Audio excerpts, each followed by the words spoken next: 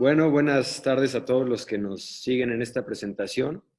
Les damos la más cordial bienvenida al Coloquio de Traducción San Jerónimo 2021, que se lleva a cabo desde Coatepec, en Veracruz, y que se lleva a cabo gracias a Casa de Cultura de Coatepec, al Instituto de Investigaciones Lingüístico-Literarias de la Universidad Veracruzana, a la Asociación Mexicana de Traductores Literarios, la METLI, y Aquelarre Ediciones. Estamos en la mesa número 3, que lleva por nombre Veredas de la Traducción, y en este momento nos acompañan Diana Barberena Jonas, que nació en 1993, estudió lengua y literatura hispánicas en la Universidad Veracruzana, enseñanza del español como lengua extranjera en la UNAM y el diplomado en formación de traductores literarios de la Escuela Nacional de Lenguas, Lingüística y Traducción. Sus traducciones han aparecido en las revistas Constelación Magazine, La Madre Oculta y Palabrerías. Forma parte del colectivo de traducción Falsos Amigos y del Seminario de Estéticas de Ciencia Ficción del Instituto Nacional de Bellas Artes y Literatura. También nos acompaña Juan Carlos Calvillo, que es poeta, traductor literario y profesor investigador de tiempo completo en el Centro de Estudios Lingüísticos y Literarios del Colegio de México. Colaborador asiduo en diversos medios nacionales e internacionales, el doctor Calvillo ha traducido poesía, narrativa, dramaturgia, ensayo y epistolarios. Sus líneas de investigación y su práctica docente giran en torno a Shakespeare, Dickinson, la traducción de poesía y otros temas de literatura inglesa y norteamericana. A la fecha está a su cargo la redacción de la revista Otros Diálogos del Colegio de México. Es miembro del Consejo Directivo de la Asociación Mexicana de Traductores Literarios, AMETLI. Su publicación más reciente es el volumen de poemas y fragmentos en sobre de Emily Dickinson, Las Ruedas de las Aves, editado en 2020 por Aquelarre Ediciones, y los otros libros. Y por último, también nos acompaña Arturo Vázquez Barrón, que nació en la Ciudad de México el 7 de agosto de 1956. Es traductor literario egresado del Instituto Superior de Intérpretes y Traductores y del Programa para la Formación de Traductores del Colegio de México. Es traductor independiente dedicado a la formación de traductores literarios de septiembre de 1982 a la fecha, y desde 1990 es investigador en traductología y en técnicas didácticas aplicadas a la enseñanza de la traducción literaria del francés al español. Es fundador de la METLI y en 2019 recibió el premio Italia Moraita en la categoría de trayectoria en traducción. Bienvenidos todos y bueno, es un placer tenerlos aquí. Gracias por haber asistido a esta mesa y por asistir a este coloquio. Y me gustaría comenzar haciéndoles una pregunta que sería, ¿cómo y cuál fue su primer acercamiento con el mundo de la traducción? Adelante, Diana. Muy bien, muchas gracias por invitarme en primer lugar. Y yo comencé con mi primer acercamiento a la traducción fue por ñoña. Eh, Cuando estaba en la secundaria más o menos, empecé a leer fanfics y la mayoría de los fanfics estaban en inglés, entonces muy rápidamente agoté los que había en español y ya di el brinco a leer en inglés, que también me ayudó a practicar mucho. Y en algún momento, y me gustaba mucho, pasaba mucho tiempo de verdad leyéndolos. Y soy un poco monomaníaca en realidad, entonces en algún punto el gusto se volvió como de, bueno, voy a tratar yo, ¿cómo se diría esto en español? O como de, esto está muy padre, me gusta mucho este texto. Y ya lo fui llevando y era más que nada un hobby. La verdad me tardé un rato en descubrir que podía hacerlo seriamente.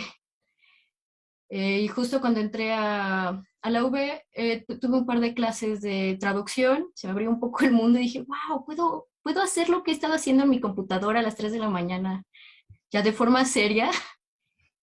Sí. Y ya de ahí poco a poco fui, pues con la misma dinámica, buscando textos en inglés o francés que me gustaran y que dijera, esto me va a hacer feliz en español. Entonces, así empezó. Bien, bien. Juan Carlos. Eh, creo que estamos en una mesa de ñoños, entonces no te preocupes, Diana.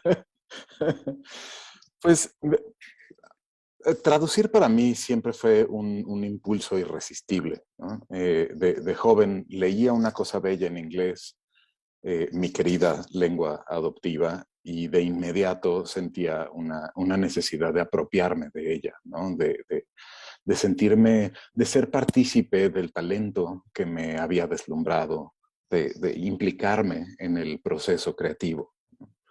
En aquella juventud eh, había también, ¿por qué no decirlo?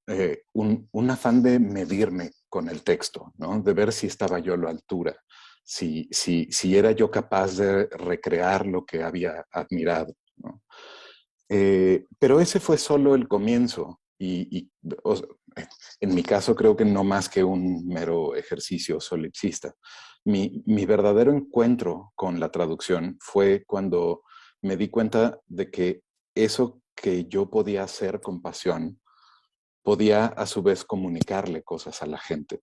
De hecho, que tenía la responsabilidad de comunicarle cosas a la gente, a mi gente. Fue en ese momento en que la traducción para mí se convirtió más que en un juego, en una profesión. Y uso la palabra profesión en ambos sentidos,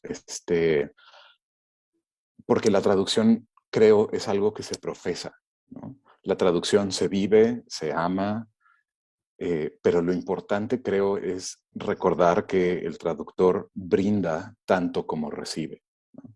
Y yo creo que el traductor debe asumir como compromiso suyo, personal y sincero, eh, otorgar, ¿no? Brindar acceso a aquellos que no lo tienen, ¿no? Parecerá una tontería, pero creo que ese es uno de los problemas que más frecuentemente aquejan a la traducción hoy en día, que a la gente se le olvida o pierde de vista que traduce para el otro, ¿no? Entonces, yo diría que me inicié en el mundo de la traducción cuando me di cuenta de que las cosas que yo podía hacer importaban. Ese es mi primer acercamiento. Perfecto, muchas gracias, Juan Carlos. Arturo.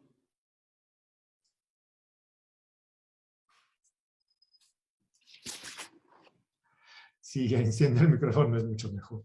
Gracias, Miguel. Pues esta pregunta es bastante interesante. Creo que todos tenemos historias similares. Hay muchos caminos a través de los cuales o mediante los cuales la gente se puede acercar a la traducción. Pero creo que hay como un denominador común que es algo que mencionaba Diana ya, esta especie de deseo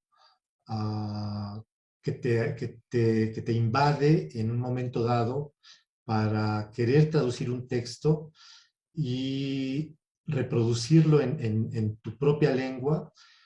Eh, Obviamente estamos hablando de textos que te importan, que te gustan, de los que te enamoras. Y creo que es un poco esa pulsión traductora de la que han hablado muchos traductólogos y muchos pensadores de la traducción. Es una especie de deseo irreprimible que tienes de pronto cuando lees algo en la lengua extranjera que manejas, en mi caso el francés, bueno, también el inglés, porque además yo empecé traduciendo inglés sobre todo, pero eh, hay una compulsión hacia la traducción, algo te lleva hacia ella. En mi caso personal, yo ni siquiera tenía pensado ser traductor. Es algo curioso porque, bueno, yo estudié en el Liceo Franco-Mexicano y mi lengua de adopción, como lo mencionaba Juan Carlos con el inglés, en mi caso fue el francés. Entonces, de hecho, yo tenía planeado estudiar algo técnico, quería diseñar carrocerías de coches y pues un poco me había yo orillado, me había orientado hacia eso y eso es lo que yo quería hacer en la vida. Entonces, terminando el liceo, me fui a Estados Unidos porque eso no se podía estudiar acá.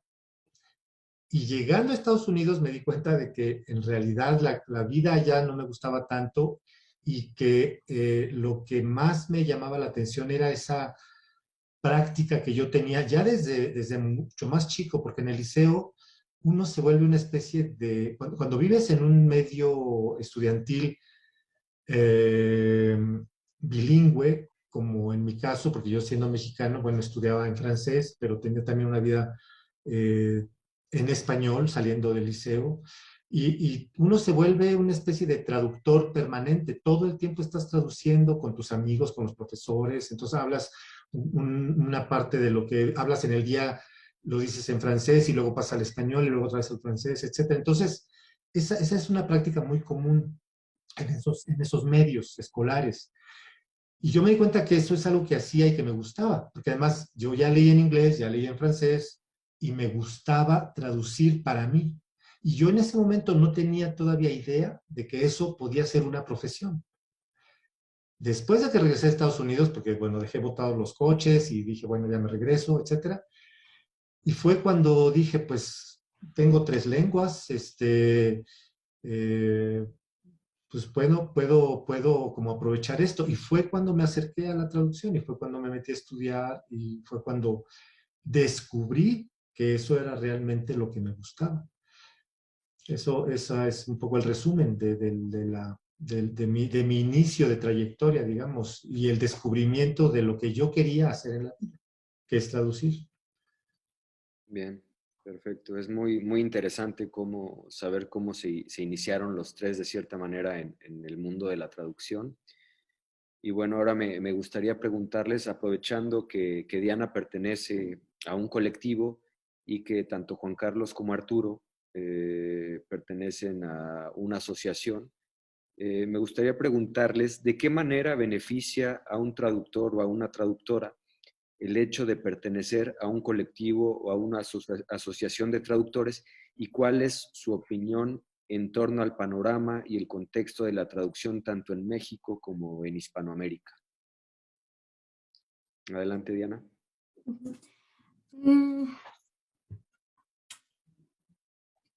Personalmente, perdón.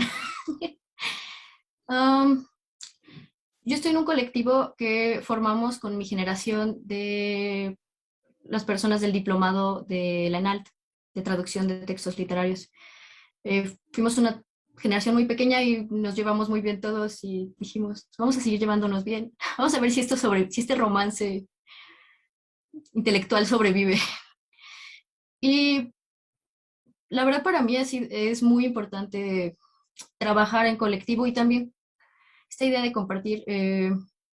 Ahorita la mencionaron, o sea, de por sí la traducción hay algo de que quieres compartir algo, ¿no? Viste algo precioso y quieres que más personas lo lean, ¿no?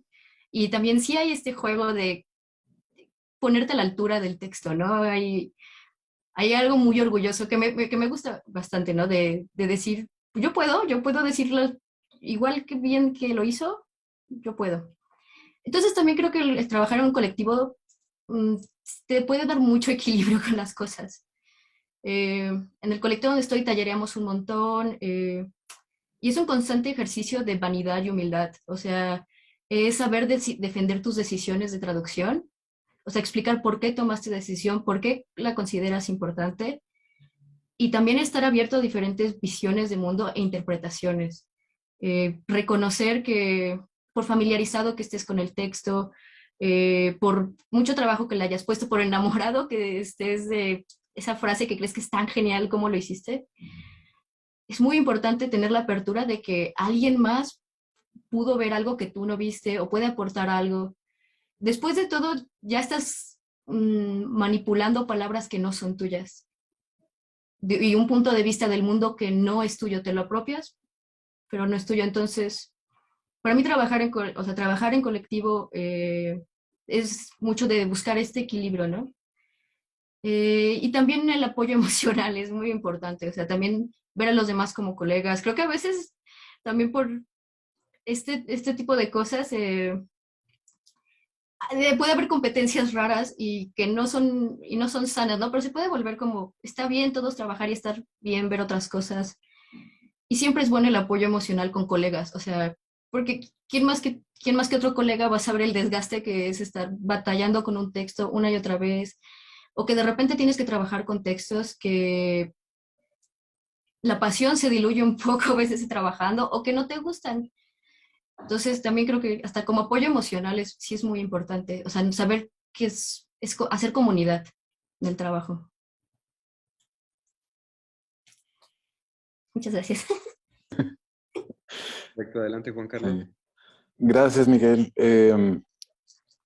Hablando de sinergias y demás, aprovecho la oportunidad para agradecerle a los organizadores sus inmensos esfuerzos por reunirnos aquí el día de hoy en torno a esta festividad. A Alejandra Méndez, que está haciendo un trabajo formidable con Casa de la Cultura de Coatepec, a José Miguel Barajas, a ti, Miguel. Verdaderamente estamos muy agradecidos por tener este espacio. Pero bueno, ya de los guayabazos un poco más adelante, pero de veras, gracias, porque creo que espacios como este son espacios de reunión y creo que ese es el asunto importante, ¿no? En respuesta a tu pregunta, creo que hay dos respuestas, o yo tendría dos respuestas, ¿no? En términos profesionales, digamos, en la dimensión más puramente laboral del oficio, pertenecer a una asociación o a una alianza de asociaciones incluso, le otorga a un traductor la fuerza y la capacidad de acción que no tendría si bregara por sí solo. La traducción, respondiendo a la otra pregunta, la otra parte de la pregunta, la traducción es una ocupación muy precaria. Se está expuesto a trabajos abusivos, a trabajos sin contrato, a trabajos con remuneraciones tardías, una vez entregado el trabajo, por ejemplo, o remuneraciones inexistentes. Se está expuesto al robo intelectual, al plagio, a la invisibilización del trabajo, en fin. Y creo que pertenecer a una asociación no solo protege al traductor de la comisión de abusos concretos, como estos que acabo de mencionar, sino de manera quizá más importante, ayuda en la búsqueda colectiva de mejores condiciones de trabajo, ¿no? Ayuda en la defensa de nuestros derechos como creadores, ¿no? Ahora, esa es la dimensión laboral. En la dimensión social, que es parte de lo que mencionaba Diana hace un momento, siempre ayuda a estar cerca de personas que se enfrentan cotidianamente con los desafíos a los que uno se enfrenta cotidianamente, ¿no? La asociación es o debe ser un espacio para el intercambio, para el debate, para la colaboración. Y yo esperaría, no estoy seguro de que suceda en todos los casos todavía, pero yo esperaría que fuera también un espacio para la crítica constructiva del trabajo, ¿no? No es solo, reitero, en términos profesionales que se debe de buscar la superación, ¿no? Yo que tengo muy poco de haberme integrado a la vida gremial, creo que puedo decir con cierta seguridad que no se trata de pertenecer a un club.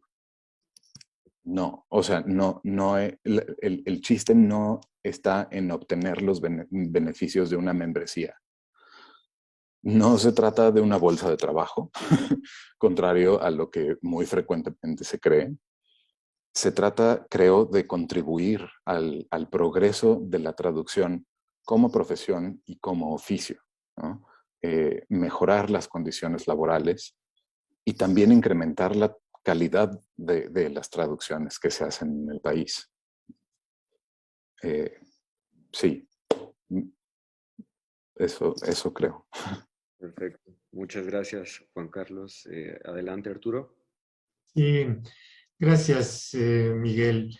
Pues mira, esta pregunta efectivamente, como mencionaba Juan Carlos, nos puede llevar a analizar en dos direcciones. Está la parte, si tú quieres, estrictamente personal, lo que mencionaba Diana, en el sentido de no sentirte tan aislado, porque la traducción ha sido tradicionalmente una ocupación solitaria. Lo es, de hecho, porque cuando tú traduces estás bastante solo. Estás con el texto, estás con tus investigaciones, estás con tus cavilaciones. Y bueno, se ha tratado un poco de romper este aislamiento. Eh, hay que decirlo, es importante además romperlo. Las condiciones en las que ahora podemos trabajar no son las mismas en las que se trabajaba hace 2 siglos o hace 4 siglos la traducción. Entonces, es muy importante establecer este contacto personal con otros colegas, porque además eso te enriquece. La cuestión propiamente individualista de la traducción es más una idea así como ideal, romántica, etcétera, ¿no? Los tiempos han cambiado, entonces tenemos todo a nuestra disposición para poder compartir, para poder preguntar, para poder estar todo el tiempo en contacto permanente con otros traductores que saben más que uno, que tienen más experiencia que uno, a los que puedes acudir, etcétera. Entonces, esa parte de formar colectivos es muy importante. Y es sobre todo, eso se refleja sobre todo en el trabajo personal. Pero si pensamos la traducción como una profesión, es decir, como un medio de vida, es decir, lo que te da tu sustento vital para poder pagar la renta, para poder ir de vacaciones, para poder, bueno, tener ingresos, porque de eso vives. Entonces cambia radicalmente ahí la cosa, porque ya la traducción deja de verse como un ejercicio propiamente, es decir, se deja de hacer traducción por amor al arte. Porque hay mucha gente que así lo considera. O sea, ay, sí, traducir es muy bonito, lo voy a hacer, etcétera, ¿no? Pero ¿qué pasa cuando tienes que vértela con la vida diaria y quieres vivir de tu profesión? Que ese es mi caso, por ejemplo, ¿no? Ahí es en donde te das cuenta de la precarización de la que hablaba Juan Carlos, efectivamente. Entonces, la relación que guarda el traductor con todos los demás eslabones de la cadena de producción del libro es una situación de precariedad con respecto a otros eslabones. Entonces, no quiere decir que seamos los peores pagados o los que sufrimos más, o etcétera. Pero sí estamos muy precarizados, sobre todo porque nuestra tarea no es de paga permanente. Nosotros trabajamos por medio de contrataciones sucesivas. Entonces, tú traduces un libro y recibes un ingreso por eso, y luego el otro, y luego el otro. Pero ¿qué pasa en esos periodos en donde no hay, por ejemplo, una oferta de trabajo? O donde la había y de pronto se cayó, etcétera, ¿no? Entonces, por ejemplo, ese tipo de cosas son bastante complicadas cuando quieres vivir de la traducción, porque no tienes un ingreso garantizado mes con mes durante 20 años, por ejemplo, ¿no? Entonces tienes que estar talacheándole y viendo, y etcétera. Además de malas tarifas, malos tiempos de entrega, en fin, hay como muchas cosas. Todo esto nos conduce, o digamos, ¿qué es lo que tiene de evidencia? Pues que necesitamos actuar de manera colectiva. Necesitamos agremiarnos, necesitamos formar colectivos que estén organizados y que estén interactuando con otros colectivos de tal manera que se pueda empezar a cambiar el esquema profesional en el que estamos inmersos. Tiene muchas fallas, tiene muchos defectos, y todo eso hay que irlo arreglando. Esa es un poco la necesidad, o la importancia más bien, de las asociaciones. Formar gremios, pues, ¿no? Y formar gremios pequeños y luego insertarlos en gremios mayores y luego en otros más grandes, así, ¿no? Entonces llegamos a federaciones mundiales, como la FIT, por ejemplo, o asociaciones mundiales también, como de defensa de derechos de autor, por ejemplo, ¿no? como el Foro Internacional de Autores, en donde se reúnen muchos personajes que se dedican a la creación artística y que están peleando permanentemente por la reivindicación de sus derechos como artistas, como creadores. En ese paquetote vamos metidos los traductores, junto con los ilustradores, los diseñadores, los fotógrafos, etcétera, ¿no? Que también tienen mucha precariedad profesional. Entonces, ahí vamos todos juntos y estamos peleando porque eso genere cambios en el paradigma profesional que tenemos ahorita, ¿no? Entonces, cambiar el tipo de contratos, cambiar el tipo de relación que establecemos con los editores, etcétera. Y eso también nos permite, además, entender la traducción desde una dimensión más estratégica y más política. Y eso es muy importante, porque una cosa es la parte romántica de la traducción, sí es muy bonita, pero y luego está la otra parte, la de la realidad. Está bastante jodida, no es así como tan bonito todo, ¿no? Entonces, esa es la importancia. En cuanto a la segunda parte de la pregunta, Miguel, en cuanto a la situación de la traducción, tanto en México como en América Latina, pues tenemos un largo camino que recorrer todavía, porque México forma parte de una, digamos, región en donde los derechos de los traductores no están plenamente reconocidos en la práctica. No es tanto que no estén reconocidos en la ley. La ley nos reconoce como autores de obra derivada. Y todo eso implica derechos que están establecidos y que son de alguna manera irrenunciables. El asunto es que en la práctica eso no se lleva a cabo. Entonces, ¿qué es lo que tenemos que hacer? Tenemos que alcanzar a los demás países. Por ejemplo, Europa tiene esquemas profesionales mucho más desarrollados que nosotros. Entonces, pero América Latina no los tiene todavía. Estamos peleando muy duro por obtener ese tipo de cambios, pero todavía no. Entonces, por ahí va. Es decir, hay cierto atraso y hay que recuperar ese tiempo y esa ventaja que nos llevan colegas de colectivos europeos, norteamericanos, etcétera, ¿no? Bien, Arturo, muchas gracias. Entonces, por lo que dices, todavía hay un largo tramo que recorrer aquí en México y en Latinoamérica en cuanto Muy a la largo. traducción. Y bueno, creo que esta pregunta que viene va encaminada hacia eso y es un poquito tal vez más personal, porque quisiera preguntarles de qué manera lidian y sobrellevan los desafíos emocionales que implica ser traductor. Y esto aborda un poco la precarización que mencionabas. Por ejemplo, el reto de plasmar las palabras ajenas en palabras propias o la invisibilidad que conlleva el ser traductor, porque muchas veces está detrás del texto y no se sabe quién es el traductor, o la soledad y el ostracismo que conlleva ese oficio, los prejuicios también que hay hacia él bueno, una serie de cosas que al final de cuentas pueden afectar emocionalmente al traductor. Entonces, Diana. Gracias. Mm,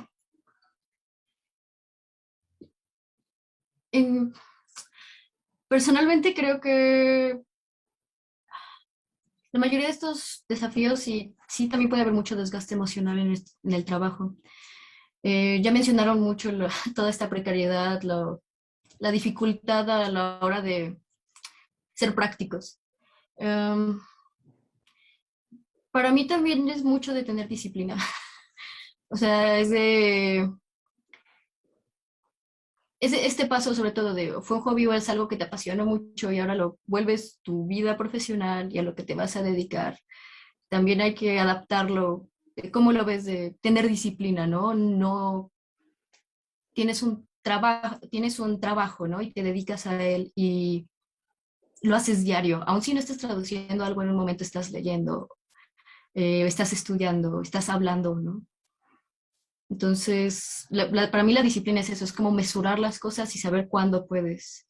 Y tener muy claro como el objetivo. O sea, porque también se tiende a olvidar, ¿no? Y el punto no es traducir 10,000 palabras en 4 días, que a veces hay trabajos que te lo piden, pero pero pero no es el objetivo no es hacerlo a maratón o que sea lo más rápido posible y también estar como consciente de las capacidades de uno mismo. A veces te enfrentas a textos o trabajos que quieres hacer y todavía no puedes, o sea, y todavía hay que reconocer a veces que no puedes, ya sea porque la vida se está desmoronando o es emocionalmente complicado o las habilidades técnicas todavía no llegan a ese punto, ¿no? Entonces es cosa de... Entonces es también como ser muy es de ser muy honesta conmigo misma de cuándo me estoy agotando y por qué me estoy agotando. Es porque estoy exigiéndome demasiado, es porque es un trabajo que ahorita no tengo las herramientas y me falta leer más, me falta tener más cosas. Es porque estoy demasiado en esto, ¿no? O sea, también parte de la disciplina, creo que incluso la parte de la disciplina es saber que necesitas dormir 8 horas y comer sano y de vez en cuando ver la luz del día, de ser posible.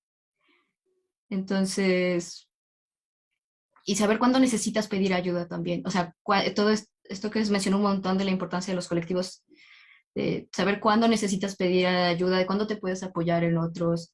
También eso es para que no te agarren de bajada en un mal trato o se roben una traducción tuya o abusen de ti en estos sentidos. Entonces, ajá, para mí es eso, es también como práctica y ver la parte como profesional, ¿no? O sea, ahorita que dijeron lo de amor al arte, me acuerdo de una frase que dijo una maestra mía en la UB como sobre traducción, ¿no? De, bueno, no se puede vivir de amor al arte, pero se puede vivir del arte. Perfecto. Muchas gracias, Diana. Juan Carlos. Sí, de nuevo veo por lo menos un par de maneras de responder tu pregunta que es muy fructífera, ¿no? Porque es cierto que hay que lidiar con ciertos valles, tanto como colinas en la traducción, ¿no? Me dirijo en un principio no a la situación laboral, sino a la situación del oficio de la que estaba hablando hace ratito. No porque sea placentero traducir, y sí que lo es, o sí que lo es para mí, se deduce de ello que siempre es fácil entrarle al baile de máscaras en el que consiste la traducción, ¿no? Uno de los requisitos imprescindibles para traducir literatura, y quiero decir para traducirla bien, ¿no? Para traducirla con libertad en el proceso de toma de decisiones, para traducirla sin servilismos, es, creo, llegar a comprender la manera en la que piensa el autor o autora a la que estamos traduciendo, porque solo así se es capaz de reproducir su proceso creativo, ¿no? En eso se basa la formación de un criterio, ¿no? En ser capaces de tomar decisiones, ¿no? Pero eso no siempre es fácil. Si se llega a dar la simbiosis, ¿no? La asimilación de dos sensibilidades, se corre, se corre a menudo el riesgo de pasar por las mismas tribulaciones por las que pasa nuestro autor. Y, y baste decir, como sabemos bien, que los poetas suelen ser almas en pena, ¿no? O sea, ninguno, uno o dos que yo conozca son un dechado de felicidad, ¿no? Pero,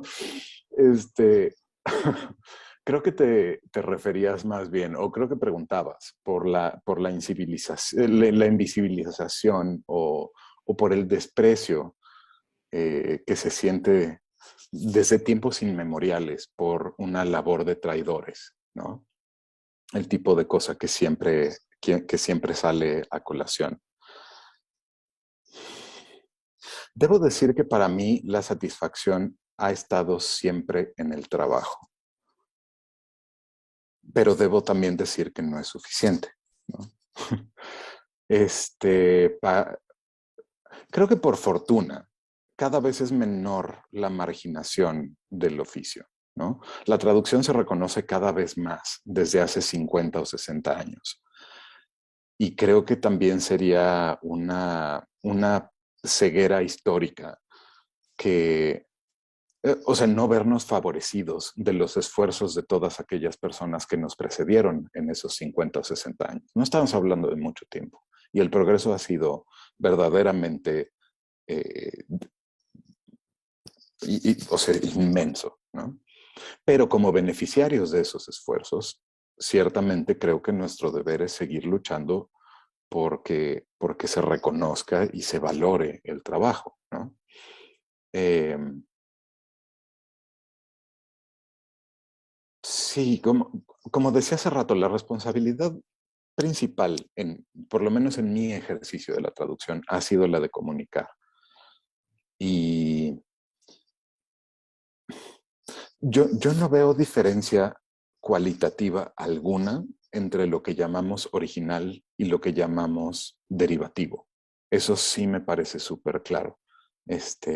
Porque preguntabas también al respecto de cómo se siente uno de siempre escribir palabras ajenas por citar el título de un libro de un querido amigo nuestro, ¿no?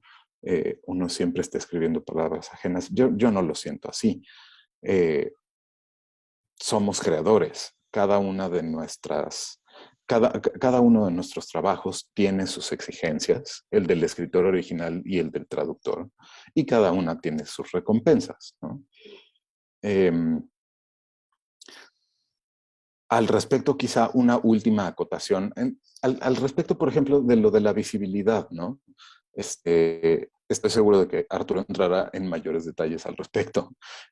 Por ejemplo, una de las luchas concretas que hemos tenido en fechas bastante recientes es la aparición del nombre de los traductores en la portada del libro, ¿no? Que por lo menos en una tipografía más o menos proporcional al nombre de los autores originales aparezcan los traductores en la portada.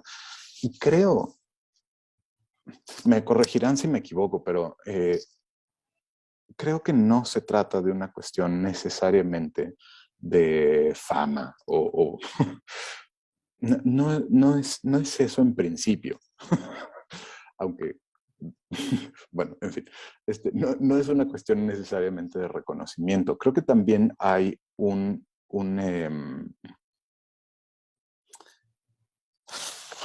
principio que debe de reconocerse, y es la conciencia, generar la conciencia en el lectorado de que existe una mediación en el texto que se está leyendo, ¿no?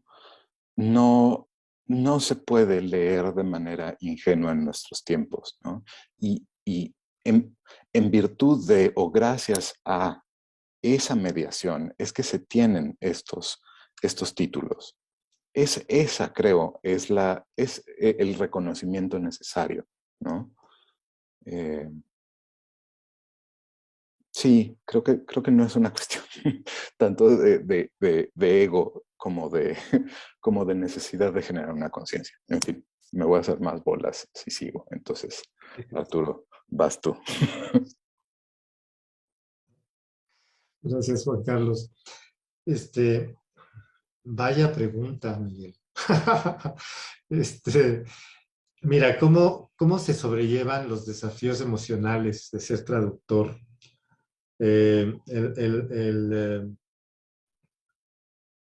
Y luego el reto de plasmar palabras ajenas en palabras propias. Pues bueno, mira, decía yo que vaya pregunta porque toca muy profundamente uno de los conflictos éticos más fuertes que nosotros tenemos que enfrentar todo el tiempo.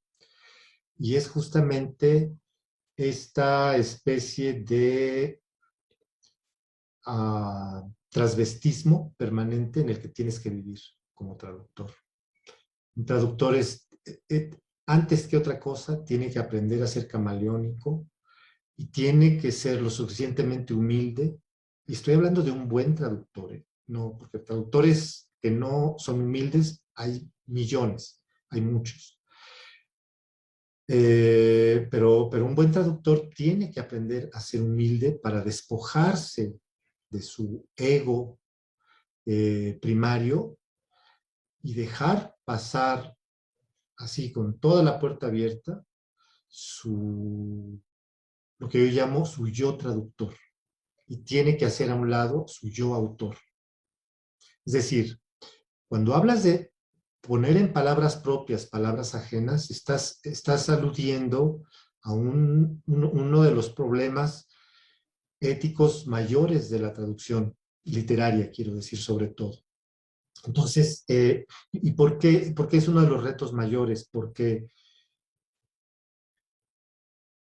cuando tú empiezas a traducir y no tienes todavía mucha conciencia de por dónde va la onda, realmente no tienes muchos asideros en cuanto a, o muchas referencias, muchos puntos de referencia donde asirte para poder decir, ok, me tengo que ir por acá.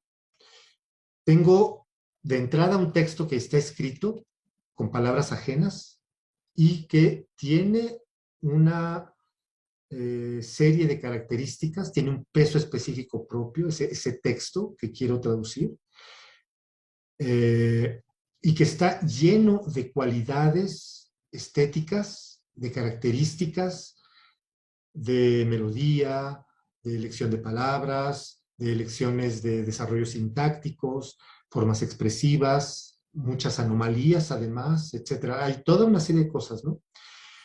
Y entonces, de pronto te das cuenta de que esas mismas cosas tú las podrías decir con tus propias palabras y tal vez de otro modo. Entonces, ahí es en donde surge el conflicto entre las palabras propias y las palabras ajenas. Porque si no eres traductor, lo que vas a producir va a ser un pastiche, va a ser una recreación, va a ser una adaptación, va a ser una imitación, bueno, el pastiche, etcétera, ¿sí? Pero eso no es lo que hace el traductor. El traductor traduce. Y eso implica que tienes que despojarte de, yo lo diría mejor de esta manera. Esa es una de las partes, si tú quieres, más pequeñas que muchas veces los lectores no ven. Es decir, cuando tú generas, por ejemplo, un cambio en una palabra, modulas la palabra y pones otro sustantivo porque te gustó más, o pones otro adverbio porque suena mejor, o pones otro verbo porque es más adecuado según tu propio sentir, digamos, ¿no? Pero no le estás haciendo caso realmente al texto, sino más bien estás escuchando esa voz interna de tu yo autor que te está diciendo, compone el texto, interviene el texto,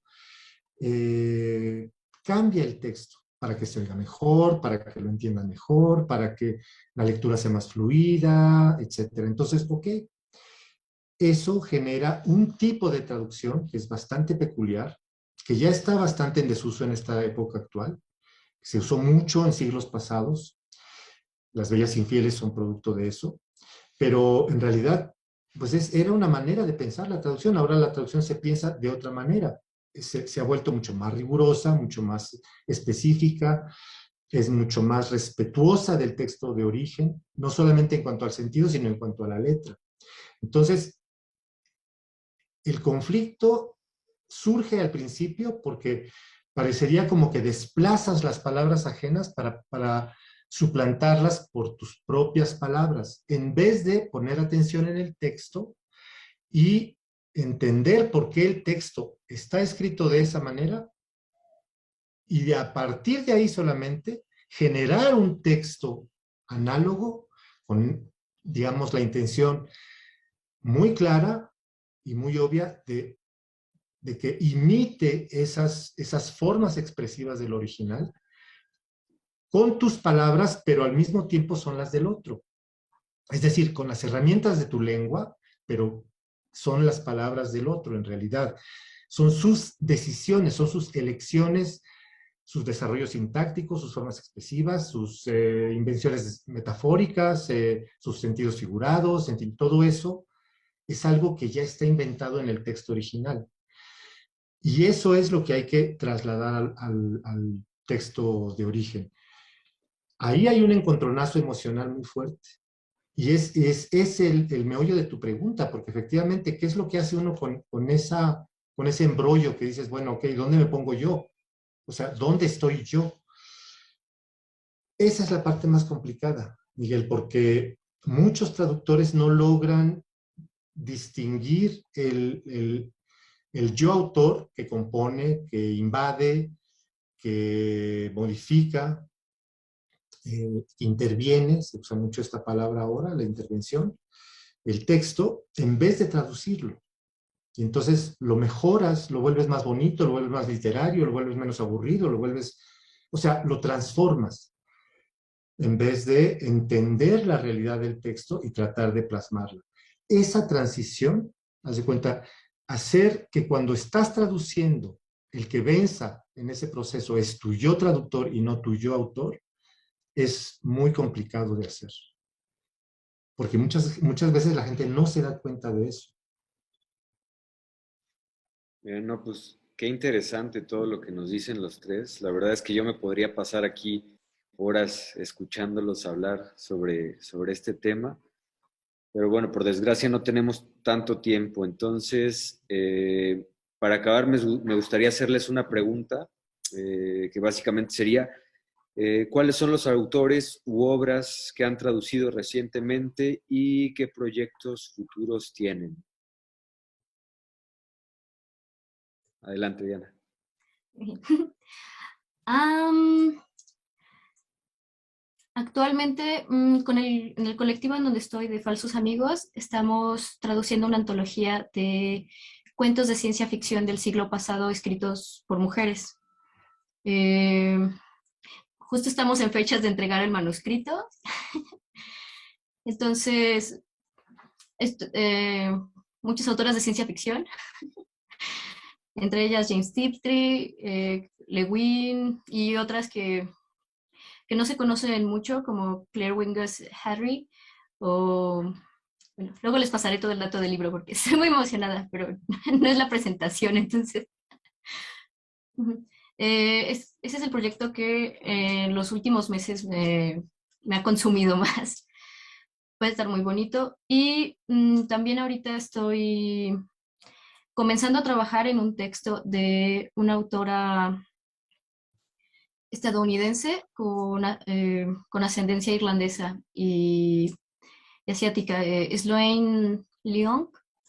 Estoy trabajando con un texto de ella fantástico y, y también hace poco lo puse en pausa porque ese es más bien un proyecto de pasión, pero estaba trabajando con Edward Abbott, entonces con Flatland, que también es una novela de ciencia ficción con tonos sociales, está muy padre, es un universo alterno donde todos son figuras geométricas. Sí, sí, es delicioso ese texto. Y, y para más a futuro, pues seguir trabajando con Abbott, a ver, buscar dónde podrá ver la luz. Y ya. Bien, Y pues seguir trabajando. bien. Muchas gracias. Gracias, Diana. Adelante, Juan Carlos. Gracias, Miguel. Tú te vas a cansar de escuchar esto, pero mi título más reciente, publicado el año pasado en Aquelarre Ediciones en coedición con los otros libros, es un volumen de los poemas que Emily Dickinson escribió en fragmentos de sobre, en papeles que había dejado regados por la casa, al reverso de un envoltorio de chocolate, en un papel desprendido de papel, en un cacho desprendido de papel tapiz. Todas estas creaciones poéticas al vuelo que no llegaron a cristalizarse, digamos, en la materialidad y en la seriedad de una página en blanco.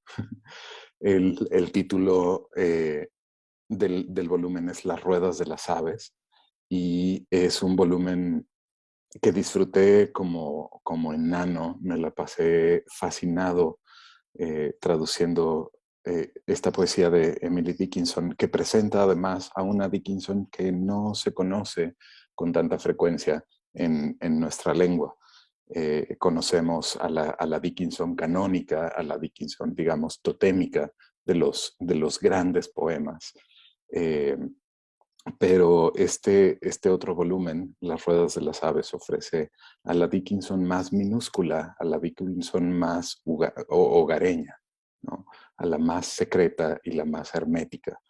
Y es un volumen que se presenta en traducción medida y rimada y en versión facsimilar. Entonces, después de las traducciones viene un dossier en donde se presentan los facsímiles, las reproducciones de todos estos papelillos para todos aquellos curiosos que quieran internarse en The Homestead, la finca, la casa de Emily Dickinson.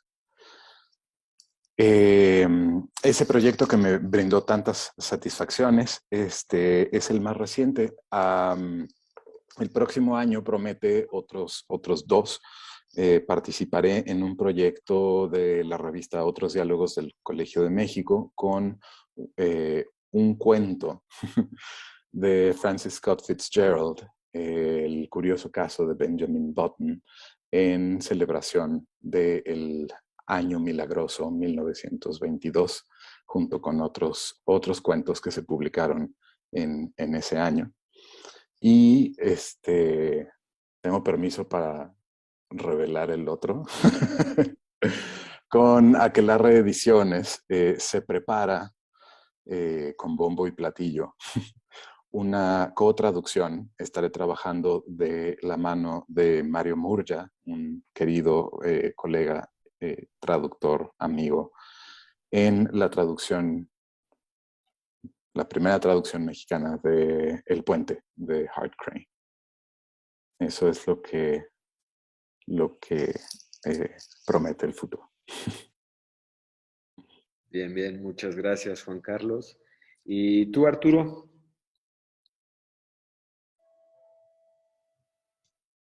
Pues yo voy a ser muy breve en esta parte porque últimamente he estado tan atareado con todas las cuestiones gremiales que he traducido bastante poco realmente en los últimos 3 años, digamos, ¿no?